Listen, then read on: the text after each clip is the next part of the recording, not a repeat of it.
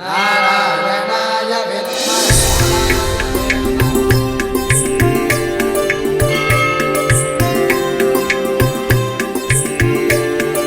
పవిత్రతకు పరిమళానికి గౌదర్బార్ అగరబత్తి. ఓం గురుర్బ్రహ్మ గురుర్విష్ణు గురుర్దేవో మహేశ్వరః గురు సాక్షాత్ పరం బ్రహ్మ తస్మై శ్రీ గురవే నమః. ఓం దయానంద చరణో మనసా స్మరామి, దయానంద చరణో శిరసా నమామి. మనం విద్య అనేటువంటిది ఒక జాతిని నిర్మించడంలో ఒక పెద్ద పాత్ర పోషిస్తుంది. విద్య అనేది ఒక వ్యక్తిత్వ నిర్మాణానికి ఒక పునాది లాంటిది. విద్య అనేది సమాజ శ్రేయస్సుకి ఒక ప్రాథమికమైనటువంటి ఒక ఉపాధి. విద్య అనేది మానవ జాతి మనుగడకు ఒక తొలిమెట్టు. అది లేకపోతే మానవ జాతికి మనుగడ అనేది లేదు. మనం కూడా విద్య లేకపోతే విద్య లేనివాడు వింత పశువు అన్నట్టు మనకు విద్య అనేటువంటిది లేకపోతే మనం కూడా పశువుల్లా ఉంటాం. అయితే ఈ విద్య అనేటువంటి దాంట్లో మనం విద్య అంటే ఎడ్యుకేషన్ అంటే విద్య అనేటువంటిది ఒక educating a child, nurturing a child. అంటే ఒక శిశువుని, ఒక బాలుణ్ణి లేదా బాలికని శిక్షణ ఇవ్వడం విద్య అనేటువంటిది. కానీ దేనితో శిక్షణ ఇస్తాము? ఇక్కడ బాగా చూడండి, మనకు 3 పదాలు ఉన్నాయి కదా. ఆ 3 పదాలు ఏంటి? జ్ఞానము, తెలివి అండ్ ఎరుక అనేటువంటి 3 పదాలు ఉన్నాయి. బాగా ఈ 3 పదాలని మనం మనసులో పెట్టుకోవాలి. అయితే ఈ 3 అంశాలని కూడా మనకు విద్య ఇవ్వాలి. కేవలం తెలివి మాత్రమే మన తెలివితేటల్ని పెంచడం మాత్రమే విద్య కాకూడదు. ఎందుకంటే తెలివితేటలు పెరిగిన వాడు ఈ సమాజాన్ని భ్రష్టు పట్టించడానికి కూడా ఉపయోగించుకుంటాడు. అంతేకాదు కేవలం జ్ఞానం ఇవ్వడమే కాదు, జ్ఞానంతో తెలివితేటలతో ఎంతైనా ముంచేయచ్చు మనం. ఇప్పుడు ప్రభుత్వము కొన్ని చట్టాలు చేస్తాయి, న్యాయస్థానాల్లో కొన్ని చట్టాలు ఉంటాయి, అంటే న్యాయాలు ఉంటాయి, న్యాయశాసనాలు ఉంటాయి, ధర్మశాసనాలు ఉంటాయి.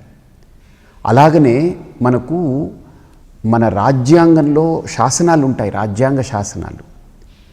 ఇవన్నీ ఎన్ని ఉన్నా మనిషి శతకోటి దరిద్రాలకి అనంతకోటి ఉపాయాలు అన్నట్టు తెలివి, మితిమీరిన తెలివి గలవాడు, దాని పట్ల అవగాహన ఉన్నవాడు, జ్ఞానం ఉన్నవాడు ఎలాగైనా మ్యానిపులేట్ చేయగలడు. ఉదాహరణకు మనం హర్షద్ మెహతా గురించి మనం విన్నాం. అప్పట్లో ఆయన ఈ ట్రేడింగ్ బిజినెస్ ఏదైతే ఉందో దాంట్లో ఉన్న లోపాలని, అంటే దాంట్లో అన్నీ ఫ్రేమ్ చేసి పెట్టారు రూల్స్. కానీ మనిషి ఎన్ని రూల్స్ పెట్టినా గుర్తుపెట్టుకోండి, there is a point which can fool you. All rules cannot be strong in front of one fooling point. ఈ రూల్స్ అనేవి ఒక్క ఫూల్ చేయగలిగే ఒక స్ట్రాంగ్ పాయింట్ ముందు 99 రూల్ పాయింట్స్ పడిపోతాయి. అందుకనే ఆ ఒక్క పాయింట్ని పట్టుకునే ఈ తెలివి గల్లవాడు, తెలివి మితిమీరినవాడు, జ్ఞానం ఉన్నవాడు దాన్ని మ్యానిపులేట్ చేస్తూ పోతుంటారు. అందుకని ఈ సొసైటీలో మ్యానిపులేషన్స్ కానీ, అబ్యూస్ కానీ ఇవన్నీ ఎక్కడ జరుగుతుంటాయనంటే చదువుకున్న వాళ్ళ, వైట్ కాలర్ క్రైమ్ అని అంటారు కదా, చదువుకున్న వాళ్ళ దగ్గరే ఉంటుంది. విద్య వల్లనే వస్తుంటాయి. ఎందుకంటే వాడికే తెలుసు ఈ రూల్స్ నన్ను ఏమీ చేయలేవు, ఎందుకంటే ఇక్కడ ఒక పాయింట్ ఉంది, I can make pool of everybody, I can pool everybody. Because ఆ తెలివితేటలు వచ్చేసాయి వీడికి, ఆ విద్య నేర్పింది వీడికి. కాబట్టి విద్య నేర్చుకోవడం వల్ల తెలివితేటలు పెరుగుతాయి, విద్యను అభ్యసించడం వల్ల జ్ఞానము సముపార్జన చేయొచ్చు. కానీ విద్య అనేటువంటిది ఈ రెండిటికి పరిమితమై ఆగిపోతే సమాజం 90% అతలాకుతలమైపోతుంది. ఎందుకంటే ప్రతి ఒక్కళ్ళలో స్వార్థము కదా ప్రధానం లోపల ఉంటుంది. నా కోసరం, నన్ను నేను ప్రొజెక్ట్ చేసుకునేదానికి, లేకపోతే నాకు బెనిఫిట్ రావడం కోసమే ఈ సమాజంలో 99% మానవ జాతి పనిచేస్తూ ఉంటుంది. ఎక్కడో ఒక 1% కూడా చెప్పడం కష్టం. దేశానికి, ధర్మానికి, లేకపోతే తన సంస్కృతికి, తన సంస్కారాలకి అన్నిటినీ పెట్టుకుని నేను కాంప్రమైజ్ అవ్వను, నేను ఇలా ఉండాలి అంతే, ప్రాణం పోతే పోని, ప్రాణజాయ్ పర్ వచన జాయ్ అన్నట్టుగా ఉండేటువంటి పర్సంటేజ్ ఎక్కడో ఒక వెతికి పట్టుకుంటే దొరుకుతుంది. అలాంటి ఒక చిన్న పర్సంటేజ్ని ఇవన్నీ కలిపి దాడి చేస్తూ ఉంటాయి. దాన్ని భరించాల్సిందే. ఎందుకనంటే వాడు పట్టుకున్నది చిన్నదే పట్టుకున్నాడు. ధర్మము, సంస్కారము, ప్రజ్ఞానం కావాలి, నాకు నా లోపల నా స్థితిని నేను పొందాలి, నేను దేనికి అమ్ముడు పోకూడదు. ఇవన్నీ చిన్న విషయాలు కావు. ఇవి చాలా మనిషిని ఎన్ని ముక్కలు చేసి పరీక్ష చేయాలో పరీక్ష చేస్తూ పోతూ ఉంటుంది. దానికి తట్టుకోగలగాలి. అతను తట్టుకున్నాడా వేరే ఈ భూమి మీద భగవంతుడు కానీ పరబ్రహ్మ స్వరూపం కానీ ఎక్కడ ఉంటుంది? ఈ రూపంలోనే నడయాడుతూ ఉంటుంది. అది చెప్పుకోవచ్చు. మనం ఘంటాపదంగా చెప్పొచ్చు, నిస్సంకోచంగా చెప్పొచ్చు, నిస్సందేహంగా చెప్పచ్చు. కానీ వాటి గురించి ప్రవచనాలు ఇవ్వడం వేరు. ఇలా ఉండడం, అలా ఉండాలి, అమ్ముడు పోకూడదు, లేకపోతే కరప్ట్ అవ్వద్దు, లేకపోతే సత్యం వద, ధర్మం చర, లేకపోతే ధర్మం ఇంత గొప్పదని చెప్పేయచ్చు. గుర్తుపెట్టుకోండి, వచనేకా దరిద్రత చెప్పొచ్చు. కానీ దాన్ని అనుభూతి పొందుతూ, దాంట్లో ఉండే కష్ట సుఖాలన్నింటినీ కూడా ఎదుర్కొంటూ, దాంట్లో ఉండే లాభ నష్టాలని ఎదుర్కొంటూ, దాంట్లో ఉండే ఒడిదుడుకులకి నిలబడి, పోతే పోని, ఏది పోతే పోని, ఏది వస్తే రాని, పోయేది నాది కాదు, వచ్చేది కూడా నాది కాదు. ఆగతే స్వాగతం కుర్యాత్ గచ్చంతన్న నివారేత్. వచ్చేది పోయేది అవి రెండు మార్గాలు ఉంటాయి కదా. కానీ నా మార్గం నాకంటూ ఉండాలిగా. చక్కని రాజమార్గం నేను వేసుకోవాలిగా. ఈ సందుల్లో నేను దూరక్కర్లేదుగా. త్యాగరాజస్వామి వారు అన్నట్టు, చక్కని రాజమార్గం ఉండగా ఓ మనసా సందుల దూరనేలా అంటాడు ఆయన. వచ్చేది ఒక సందు, పోయేది ఒక సందు. ఇవన్నీ సందులు, 2 సందులు, గొంతులవి. కానీ నాకు ఈ సందులతో పనిలే, వస్తుంటాయి పోతుంటాయి. నాకు నా మార్గం, నా బాట నాకుంది. నాకు సందులతో కంటే నాకు నా యొక్క మహారాజమార్గం నాకు కావాలి, ఆ రాజబాట కావాలి. కాబట్టి దాంట్లో వెళ్ళాలి అని అంటే, ఒక రైట్ రాయల్ పాత్లో నేను వెళ్ళాలి అని అంటే, నన్ను ఎంత క్రూయల్గా ఇవన్నీ నన్ను పరీక్షిస్తాయో తెలుసా మీకు?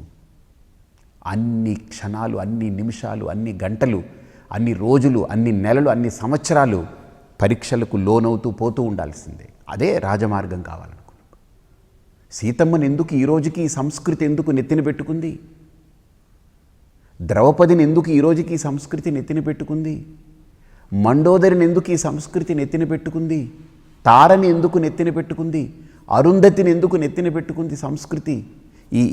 ఈ తల్లులందరూ ఎందుకు ఈరోజు? అలాగనే మనకు దత్తాత్రేయ స్వామిగా వచ్చినటువంటి అనసూయమ్మని ఎందుకు నెత్తిన పెట్టుకుంది అంటే, వాళ్ళు అన్ని ఒడిదుడుకులు, కష్టాలు, ఇక్కట్లన్నీ ఎదుర్కొన్నా వాళ్ళు చరిత్రలో నిలబడిపోయేటువంటిది.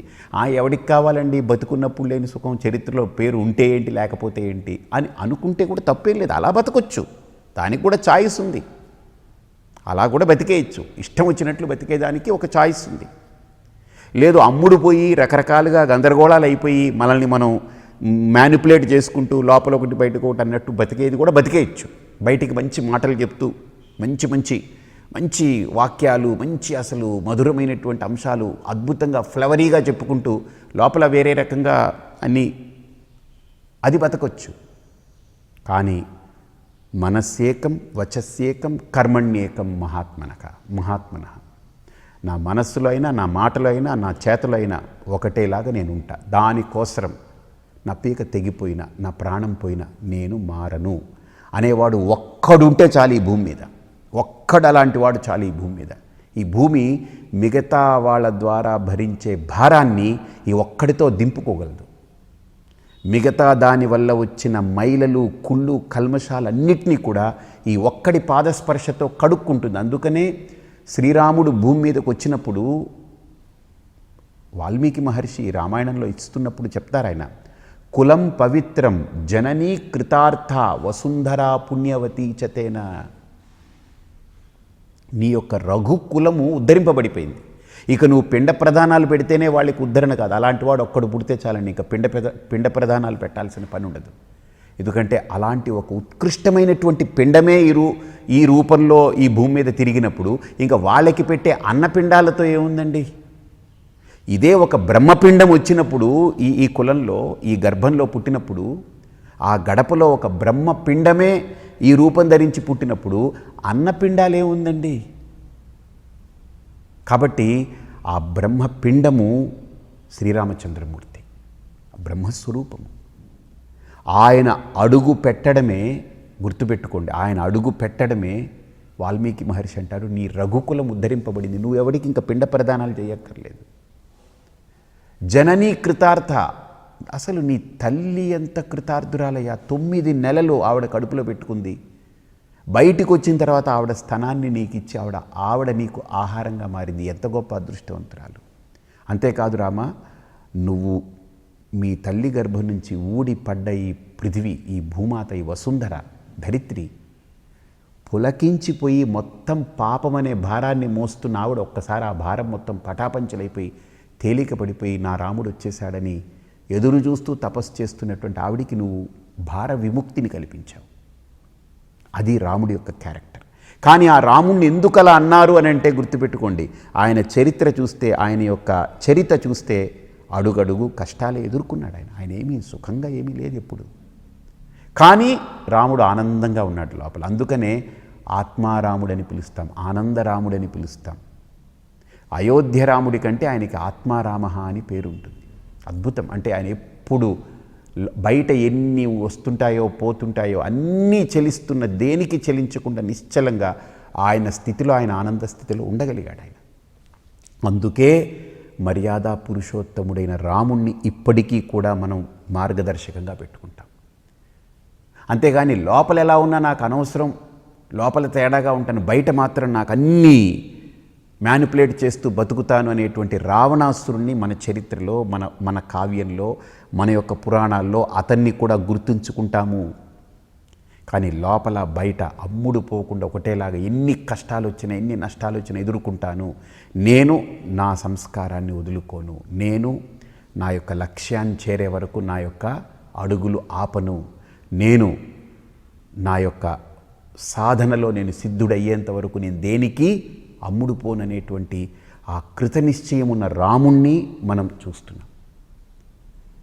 రాముడికి కళ్యాణం జరుపుతాం, రాముడికి పూజలు చేస్తాం, రాముడికి గుడి కడతాం, రాముడికి భజనలు చేస్తాం, రామకోటి రాస్తాం. ఎవరైనా రావణకోటి రాశారా? ఎవరైనా రావణుడికి గుడి కట్టేసి ఏమన్నా పూజలు చేస్తామా? ఎక్కడో ఉందంటారు, ఐ డోంట్ నో. రావణ జపం చేస్తామా? ఓం రం రావణాయ నమః అని ఏమైనా చేస్తామా? చెయ్యండి. మీరు ఒకవేళ చేయాలనుకుంటే 40 రోజులు చేస్తే వాడికి 10 తలకాయలు కాదు, మీకు 100 తలకాయలు పండిపోయినట్టుగా, పుచ్చిపోయినట్టుగా మీ లోపల ఆలోచనలు, మీ భావజాలాలు మొత్తం మారిపోతుంటాయి. ఒక్కసారి రామా అనుకోండి, లోపల నుంచి ఆర్ద్రత, ఆనందం, ఒక పరమ శాంతి, పరమ సౌఖ్యం ఎక్కడి నుంచి వచ్చింది? ఆయన పుట్టి ఆ 2 అక్షరాలకి ఆ ఫలితాన్ని అందించి వెళ్ళిపోయాడు ఆయన. రాముడు పుట్టకముందు రామ అనే 2 అక్షరాలు విడివిడిగా ఉండేవేమో.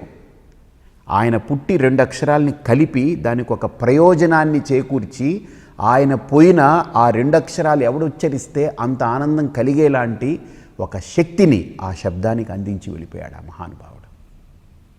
అది రాముడి యొక్క తపస్సు, రాముడి యొక్క స్థితి. అది అలాంటి వాడు ఒక్కడుంటే చాలండి భూమి మీద, ఇవన్నీ కొట్టుకుపోతాయి. ఎందుకండి? కాబట్టి ఇక్కడ విద్య అనేటువంటిది మనకు గుర్తుపెట్టుకోండి, తెలివిని ఇస్తుంది, జ్ఞానాన్ని ఇస్తుంది. మూడోది, ఈ రెండిటికి పరిమితమైతే మ్యానిపులేషన్ మొదలవుతుంది, అబ్యూజింగ్ మొదలవుతుంది. ఇక అన్ని రకాలుగా వాడి ఇష్టం వచ్చినట్లు వాడు దాన్ని వ్యవస్థలన్నింటినీ కూడా వాడు చిందరవందర చేసుకునేదానికి వాడు అన్ని రకాల రూల్స్లో ఉన్నటువంటి లూప్స్ని అంతా పట్టుకొని మిగతా వాళ్ళందరినీ ఫూల్స్ చేస్తూ బతకొచ్చు. కానీ విద్య ఈ రెండిటికి పరిమితం కాకుండా ఎరుక అంటే దాన్ని ఇంగ్లీష్లో తెలివి అంటే ఇంటెలిజెన్స్, జ్ఞానము అని అంటే నాలెడ్జ్, ఎరుక అంటే విజ్డమ్. ఈ రెండిటి గురించి మనం ఒక సెషన్ చూద్దాం. అసలు జ్ఞానానికి విజ్డమ్కి తేడా ఏంటనేది చాలా చాలా అద్భుతమైన తేడా ఉంది. ఈ మూడింటిని ఇస్తుంది విద్య, బుద్ధికి సంబంధించి. అలాగనే ఈ మూడిటితో పాటు మనస్సుకి సంబంధించి వినయాన్ని కూడా ఇస్తుంది. విద్యా దదాతి వినయం,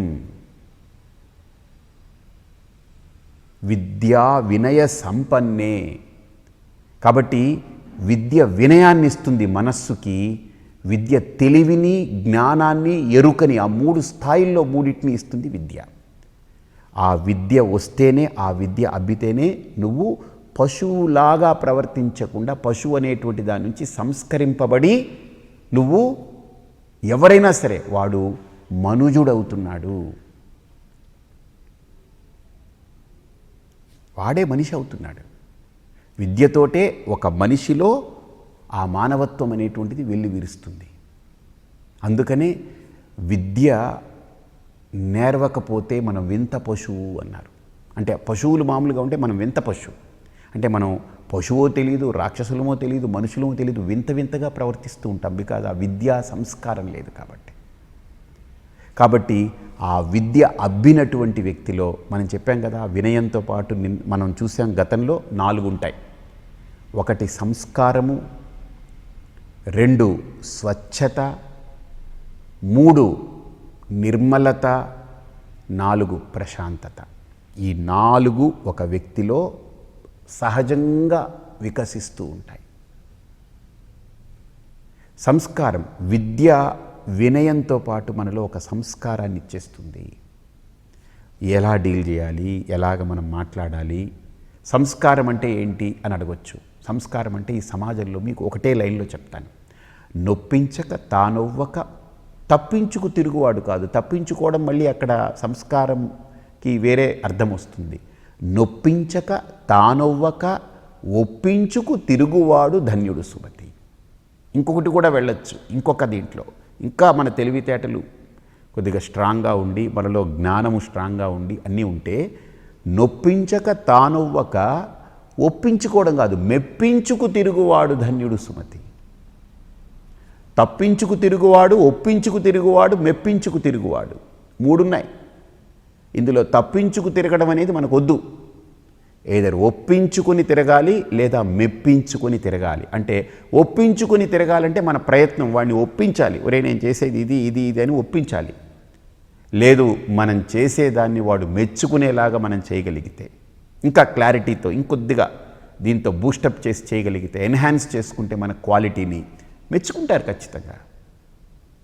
సో అప్పుడు దాన్ని ఒకరిని మెప్పించడానికి, ఒకరిని ఒప్పించడానికి మనం వాడిని నొప్పించక్కర్లేదు, మనం నొప్పి పొందక్కర్లేదు.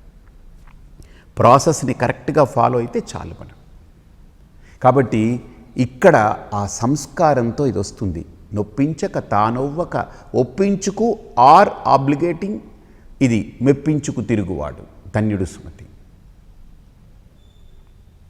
కాబట్టి ఇది సంస్కారం, బేసిక్ సంస్కారం ఇది. నెంబర్ 2 స్వచ్ఛత. ఎప్పుడైతే మనలో సంస్కారం ఉందో, వ్యవహారంలోకి వెళ్ళేటప్పుడు కూడా మనలో ఎక్కడ కూడా మన స్వచ్ఛతకి భంగం కలగకుండా, స్వచ్ఛత ఉండాలి అని అంటే సరళ రేఖ మీద ఉండాలి. అంటే ఎలాగా, మనస్సు అంటే మనస్సులో పుట్టే ఆలోచన, మాట్లాడే మాట, చేతల్లో చేసేటువంటి చేత. మాట, మన బాట, మన యొక్క ఆలోచన, ఈ 3 త్రికరణాలు కూడా ఒకటే సరళ రేఖ మీద వస్తే స్వచ్ఛత ఉన్నట్లే. మన వల్ల పొరపాటు జరిగినా కూడా అక్కడ స్వచ్ఛంగా ఉంటుంది, పొరపాటు స్వచ్ఛంగా కనపడుతుంది. దాన్ని మళ్ళీ పొరపాటుని కూడా మలినపరచకుండా, ఎస్ ఇది పొరపాటు అండి, నా వల్ల ఈ పొరపాటు జరిగింది, I admit that, I take responsibility for that, I'm ready to bear any conditions that you apply on me, I'm ready to bear that.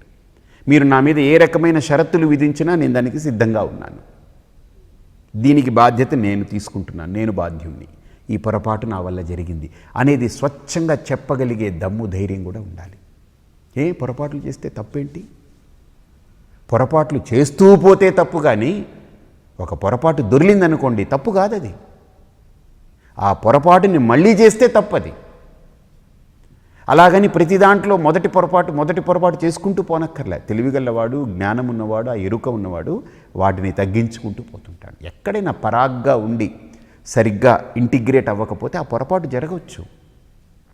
పొరపాటు నా వల్ల జరగవచ్చు, నేను చేసిన దాని వల్ల జరగవచ్చు, నా ఆలోచన వల్ల జరగవచ్చు, లేదా నేను చేసే దాంట్లో ఇంకిద్దరు ముగ్గురు ఇన్వాల్వ్ అయితే వాళ్ళ ఎఫిషియన్సీ తక్కువే జరగవచ్చు, లేదా కాలం వల్ల కూడా జరగవచ్చు. ఇలా ఇన్ని రకాల దాంట్లో యాంగిల్స్ ఉంటాయి. ఒక క్రియ జరిగేటప్పుడు పొరపాటు జరిగినా, లేకపోతే అది సర్దుబాటు జరిగినా, ఏదైనా సవ్యంగా జరిగినా అపసవ్యంగా జరగాలన్నా ఇన్ని ఫ్యాక్టర్స్ ఉంటాయి, దాంట్లో ఇన్ని కోణాలు ఉంటాయి. కాబట్టి ఏ కోణమైనా తేడా రావచ్చు. కాబట్టి మనం దానికేం వెరవక్కర్లేదు. అందులో నేను కూడా నా వల్ల జరిగినా కూడా స్పష్టంగా ఎస్ వాళ్ళు బాగానే ప్లాన్ చేశారండి, టైం కూడా బాగానే ఉంది, నేను కూడా చేయాలని ఎఫర్ట్ పెట్టాను, కానీ నా థాట్లో ఎక్కడో సంథింగ్ ఇంకా క్లారిటీ రాలేదు, అది కొద్దిగా డిస్టర్బ్ అయింది. So what? ఇంపార్షియల్గా, అన్బయాస్డ్గా, లోపల ఏది సెల్ఫ్కి తీసుకోకుండా ఆబ్జెక్టివ్గా ఉండి నేను చేయగలిగితే, సబ్జెక్టివ్గా కాకుండా, అంటే నా వ్యక్తిత్వం మీదకి తీసేసుకుని నేను ఒప్పుకుంటే నన్ను వాళ్ళు ఏమనుకుంటారో, నేను దాన్ని అంగీకరించడం వల్ల నేను కింద పడిపోతానేమో, నా పేరు తగ్గిపోతుందేమో, నన్ను వాళ్ళు చిన్న చూపు చూస్తారేమో, నథింగ్ డూయింగ్. చూస్తే చూడండి, అది వాళ్ళ కర్మ. చూడదండి సమాజం. మనలో స్వచ్ఛత పెరిగి మనలో కనుక ఆ సరళ రేఖ మీద ఉంటే సమాజం దాన్ని హర్షిస్తుంది కూడా. మనం అన్న సర్వజ్ఞులమా, ఇక్కడ సర్వశక్తిమంతులమా? మనం అన్నీ మనకు పర్ఫెక్ట్ అయిపోవాలి, అన్నీ అలా జరిగిపోవాలి, మొత్తం ఏది పొరపాటు ఉండకూడదని అనుకొని మొదలు పెడతాం. పొరపాట్లు దొరలచ్చు, మానవ సహజం. అంతేగాని కావాలని నేను పొరపాట్లు చేస్తా, కావాలని నేను నష్టపరుస్తాను అని చేసేవాడు తుచ్చుడు, వాడిని క్షమించకూడదు. ఒక్కసారి చేస్తే పొరపాటు, 2 సార్లు, మొదటిసారి జరిగితే దాన్ని గ్రహపాటు అనుకుంటాం, రెండోసారి జరిగితే దాన్ని పొరపాటు అనుకుంటాం, మూడోసారి చేస్తే దాన్ని అలవాటు అనుకుంటాం. వాడిని అక్కడి నుంచి తొలగించి పడేయాలి, ఉంచకూడదు. కాబట్టి మనకు గుర్తుపెట్టుకోండి, స్వచ్ఛత అనంటే ఆ సరళ రేఖ మీద మనిషి ఉండగలగడం. జుట్టు రాలడం, తెల్లబడడం, చుండ్రు వంటి సమస్యలతో విసిగిపోయారా? ప్రకృతికి దూరం కావడంతో పుట్టుకొచ్చిన ఈ సమస్యలకు ప్రకృతి సిద్ధమైన పరిష్కారం 27 వనమూలికలతో తయారైన గౌదర్బార్ 27 హెర్బ్స్ కేశతైలం. జుట్టు కుదుళ్లను గట్టిపరిచి, బాలనురుపును అరికట్టి, చుండ్రును నివారించి, ఒత్తిడిని తగ్గించి ప్రశాంతతను ఇస్తుంది గౌదర్బార్ 27 హెర్బ్స్ కేశతైలం.